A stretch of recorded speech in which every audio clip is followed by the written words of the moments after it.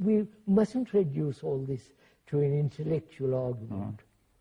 But as human beings, facing all the confusion of the world, can there be a solution to all this? Yes, well, and that comes back to the question I'd like to repeat, that it seems that here there are a few people, who are talking about it and perhaps meditating and so on, but how is that going to affect this vast current of mankind?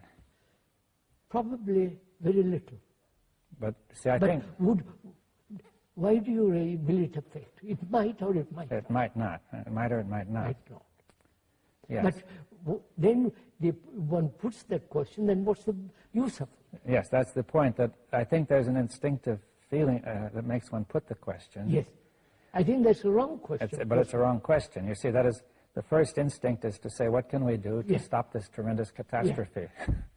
But if each one of us, whoever listens, sees the truth of this, that thought in its activity, both externally and inwardly, has created terrible mess, great suffering, then one must inevitably ask, is there an ending?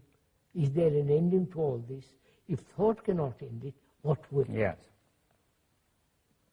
What is the new instrument that will put an end to all this misery? See, there is a new instrument, which is the mind, and so on and so on. Yes. Which is intelligence. But, you see, the difficulty is also people won't listen to all this. They have come to definite conclusions, both the scientists and the ordinary layman like us. They won't listen.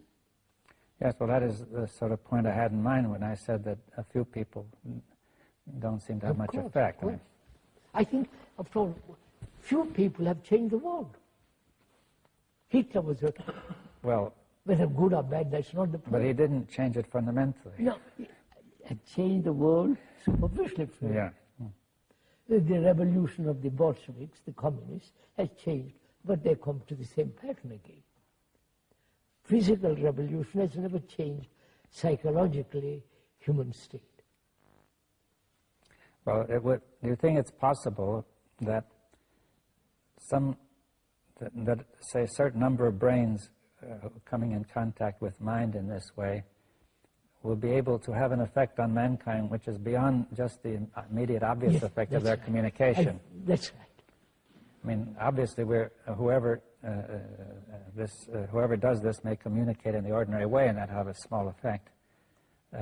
But now this is a possibility of something entirely different, right? See, how do you... I've often thought about how do you convey to all this rather subtle and very complex issue, how do you convey all this to a person who is steeped in tradition, who is conditioned, and won't even take time to listen, to consider? Yes, well, that is a question. You see, one point you could say is that this conditioning cannot be absolute, an absolute block, or else there would be no way out at all. But the conditioning may be thought to have some sort of permeability. After all, the Pope won't listen to it.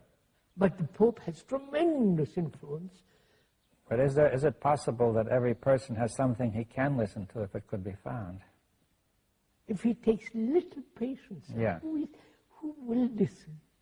The politicians won't listen. The idealists won't listen. The totalitarians won't listen. The deeply steeped religious people won't listen.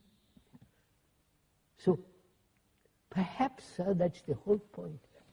So-called ignorant person, not highly educated and conditioned in his professional career, money, the poor man who says, I'm suffering, please let's end that. Well, but he doesn't listen either, he says. He wants to get a job, you know. He says, feed me first.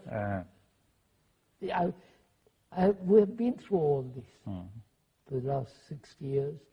The poor man won't listen, the rich man won't listen, the learned won't listen, and the deeply dogmatic religious believers don't listen.